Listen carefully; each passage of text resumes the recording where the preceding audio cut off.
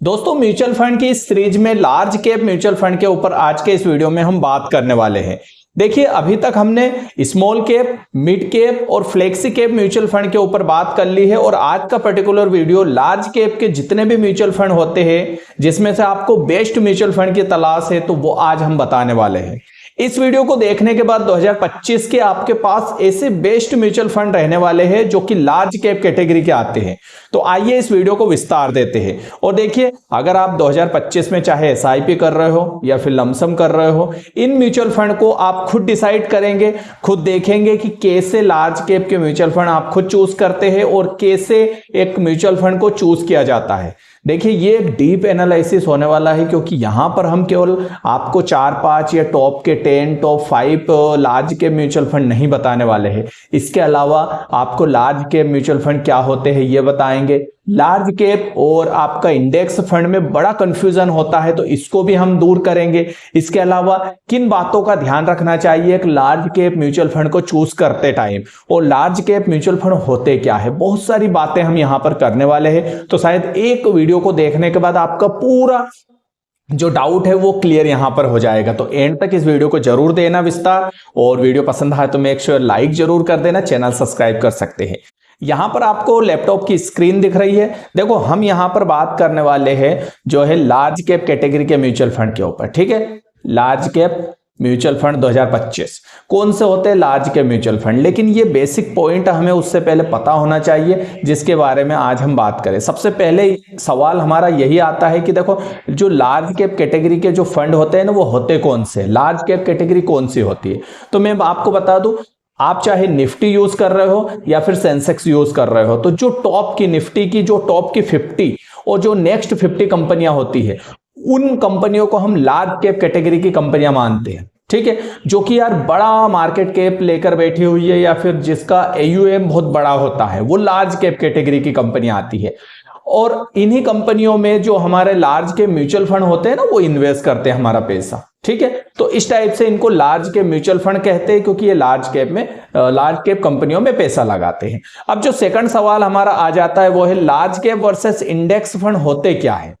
देखो, ये बड़ा कंफ्यूजन वाला सवाल होता है कि यार इंडेक्स फंड ले या फिर लार्ज कैप फंड ले, कौन सा हमारे लिए बेटर रहेगा। तो मैं दोनों को आपको समझाने वाला हूं यहां पर। तो देखिए, लार्ज कैप कैटेगरी क्या होती है, लार्ज कैप की जो टॉप की कंपनियां होती है, मान लेते हैं निफ्टी की 50 कंपनियां, या फिर हम मान लेते हैं सेंसेक्स की टॉप 30 कंपनियां जो होती है ना, वो लार्ज कैप कैटेगरी में आ जाती है, या फिर नेक्स्ट 50 कंपनियां भी हम लार्ज कैप कैटेगरी की कंपनियों में मान लेते हैं। लेकिन जो इंडेक्स फंड होते हैं, वो इंडेक्स फंड क्या होते हैं कि डायरेक्ट पूरे इंडेक्स में हमारा पैसा लगता है। मतलब जो टॉप की कंपनियां होती है ना, उनमें हमारा पैसा लगता है। मतलब इसमें हम लार्ज कैप में हम स्वतंत्रता देते हैं उस फंड मैनेजर को कि वो लार्ज कैप की कोई सी भी कंपनियां उठा सकता है, लेकिन इंडेक्स फंड में हमारा पैसा उन्हीं कंपनियों में लगता है। बट एक तरीके से सेंसेक्स या निफ्टी में हमारा पैसा लगता है कि यार ये निफ्टी की अच्छी कंपनियां हैं, उन्हीं में हमारा पैसा लगेगा। अगर हम मोटा मोटी माने तो दोनों में ज्यादा कोई अंतर नहीं होता है।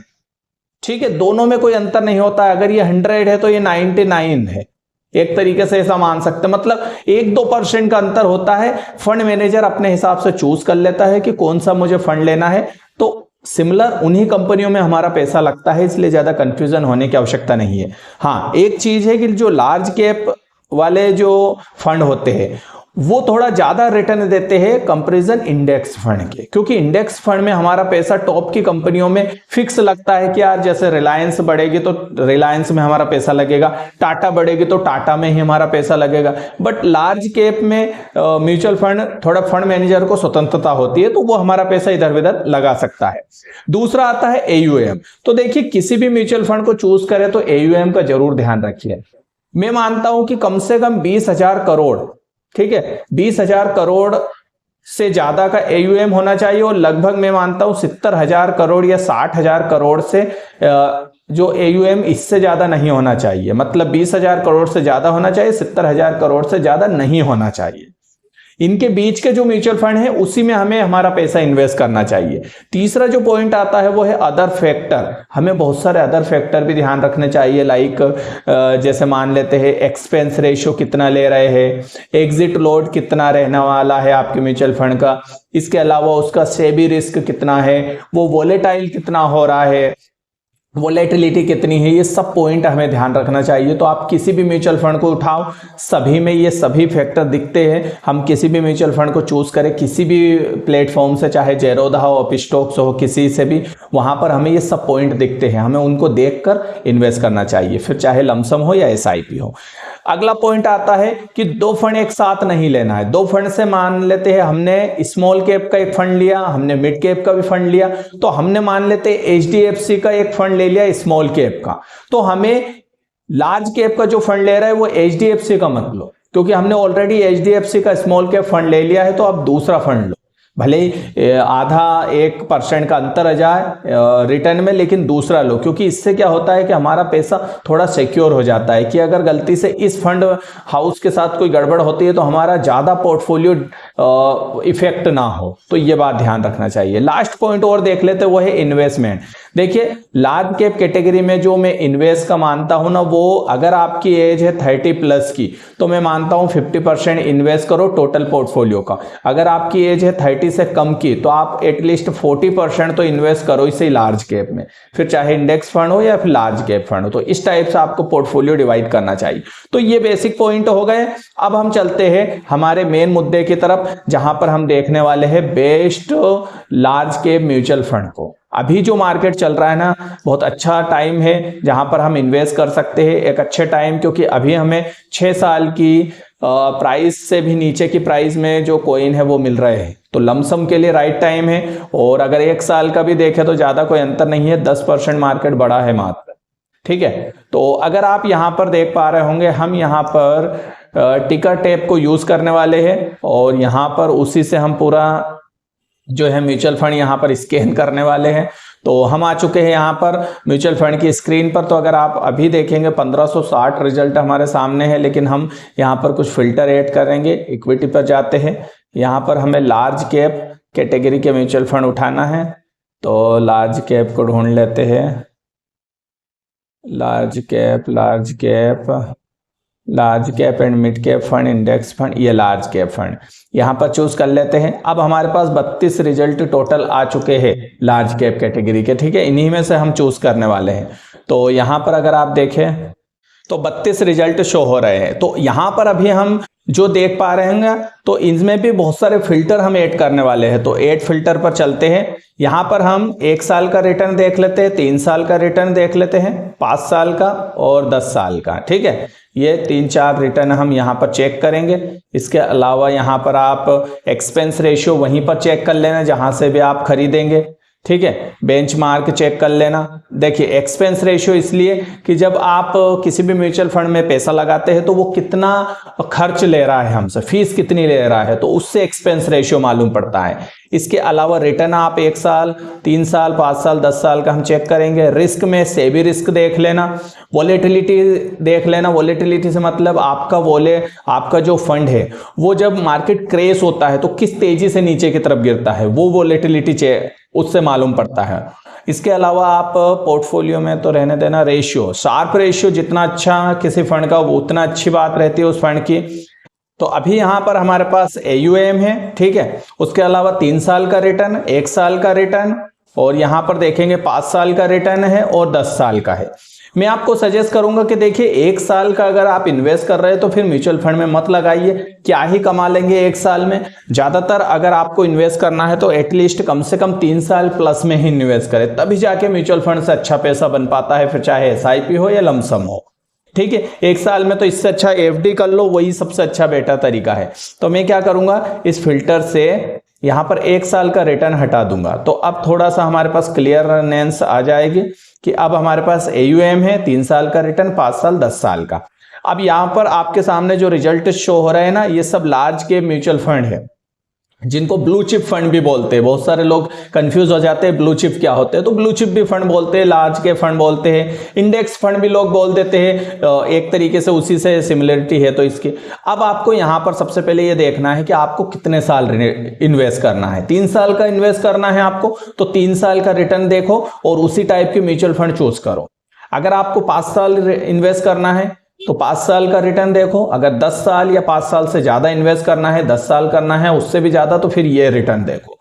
डिपेंड करता है कि देखो हमें उस म्यूचुअल फंड को चूज करना है जो कि हमारी कैटेगरी में काम करे। तो अगर आप यहां पर फर्स्ट में देखें आईसीआईसी ब्लू चिप फंड, इसका एयूएम भी चेक कर लो, 63,000 करोड़ है। ठीक है, हमारी कैटेगरी में आता है क्योंकि हमने 70,000 करोड़ चूज किया था। यहां पर अगर 3 साल इन्वेस्ट करना है तो उसने 14% रिटर्न दिया है, 5 साल में 18% और 10 साल में 14%। अब आपको देख लो आपके लिए कितना कौन सा बेटर है। अब मैं अगर 3 साल का रिटर्न देखूं तो आईसीआईसी ने 14% दिया है और यहां पर एसबीआई ने तो 11% दिया है, मिराई ने तो और कम दिया है, एचडीएफसी ने 14 दिया है और यहां पर निप्पॉन इंडिया ने 18 दिया है। और इसके अलावा और देखें हम यहाँ पर तो ज़्यादा कुछ है नहीं, तो हमारे पास यही विकल्प है कि निप्पॉन इंडिया 18 और एचडीएफसी 14 और आईसीआईसी 14, ये तीनों ही बेस्ट म्यूचुअल फंड है 3 साल की कैटेगरी के हिसाब से। ठीक है, लेकिन हमें एक पॉइंट और ध्यान रखना है कि अगर आप नीचे जा रहे हो तो बहुत सारी जगह पर डैश लगा हुआ है, खाली जगह है। इसका मतलब क्या है, ये म्यूचुअल फंड अभी 5 साल पूरे नहीं किए हैं, इसीलिए 5 साल का रिकॉर्ड ये नहीं दिखा रहा है। तो आपका म्यूचुअल फंड 5 साल तो कम से कम पूरा किए हो, ये बात ध्यान रखना है। तो आपको 5 साल का रिटर्न देख लेना है। 5 साल का रिटर्न में अगर आप देखें तो आईसीआईसी 18% दे रहा है, Mirae asset 14%, HDFC 16%, Nippon India 19%। तो आपका टारगेट देख लो, अगर आपका ये टारगेट है तो आप उस म्यूचुअल फंड को चूज कर सकते हैं। और 10 साल का अगर हम रिटर्न यहां पर देखें तो 10 साल का देख लो, तो देखो आईसीआईसी ने 14% दिया है, एसबीआई ने यहां पर रिकवरी करके 13% दे दिया है, मिराई एसेट ने 13% और एचडीएफसी ने तो 12% दिया है, निप्पॉन इंडिया ने 14% दिया है, एक्सिस ने 12% दिया है, आदित्य ने 12%। तो अब आप देख लो किसने सबसे ज्यादा दिया है। तो 14 के साथ 2 फंड है, निप्पॉन इंडिया और आईसीआईसी। एयूएम अगर इन दोनों का देखें तो निप्पॉन का तो 36,000 करोड़ है, इसका 63,000 करोड़। तो मेरे हिसाब से निप्पॉन से अच्छे तो आईसीआईसी है, तो भले एयूएम ज्यादा भी है तो चलेगा क्योंकि हमारे 70,000 करोड़ से ज्यादा तो नहीं है, तो हम आईसीआईसी को चूज करेंगे। ठीक है, इसी टाइप से अगर आपके पास आईसीआईसी पहले से है तो आप निप्पॉन चूज कर लेना, निप्पॉन भी अगर पहले से है तो फिर आप एसबीआई चूज कर लेना, एसबीआई के बजाय मिराई एसेट कर लेना, 1364 है 10 साल में। तो इस टाइप से आपको अपनी तालिका का फोटो ले लेना है स्क्रीनशॉट और उसके बाद आप खुद चूज कर लो। मैं सभी म्यूचुअल फंड आपको देखो बारी बारी से दिखा रहा हूं, आप इनमें से म्यूचुअल फंड चूज करके और आराम से अपने लिए एक बेस्ट म्यूचुअल फंड की तलाश कर सकते हैं। और दोस्तों इस टाइप से अगर आप म्यूचुअल फंड चूज करेंगे ना तो हर कैटेगरी में आपके पास सर्वोत्तम म्यूचुअल फंड रहेंगे और मैं कह सकता हूं कि यार आप एक बेस्ट पोर्टफोलियो डिजाइन यहां पर से करने वाले हैं। तो मैंने large cap, mid cap, flexi cap सभी के ऊपर डेडिकेट वीडियो बनाया है, स्मॉल कैप वगैरह सभी म्यूचुअल फंड के ऊपर जाके चैनल पर देख सकते हैं। आई होप वीडियो एंजॉय किया होगा। मिलते हैं नए वीडियो में, नमस्कार।